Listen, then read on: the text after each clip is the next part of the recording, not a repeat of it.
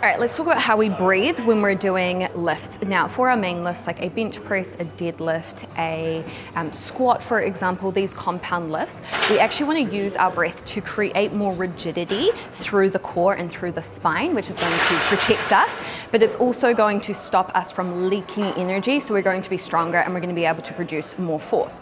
Now, in a deadlift, for example, what we're going to do here is first start by taking a big inhale into the belly, so not just into the chest.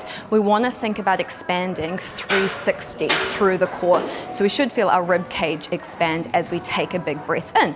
And a nice way I like to think about that is imagining that you have like a tight belt on, and you want to think about pressing into the belt. So you should feel that belt sort of expand, okay?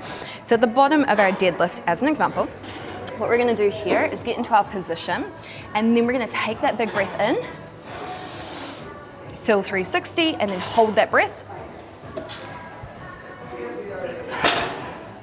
Now, you hold that breath as you perform the movement. So a deadlift starts at the ground and then we stand on up with that weight. At the top of the movement, or when we reset, is when we exhale and we reset. So sequentially, this is how that looks. We set up with our form, big breath in,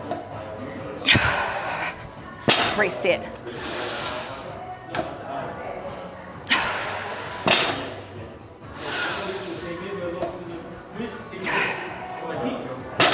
So I'm using my breath to create more force and to be stronger and to have that rigidity. In any other movement that isn't a massive compound, what we want is controlled breathing. So we don't want to be necessarily holding our breath or trying to time it with the movement.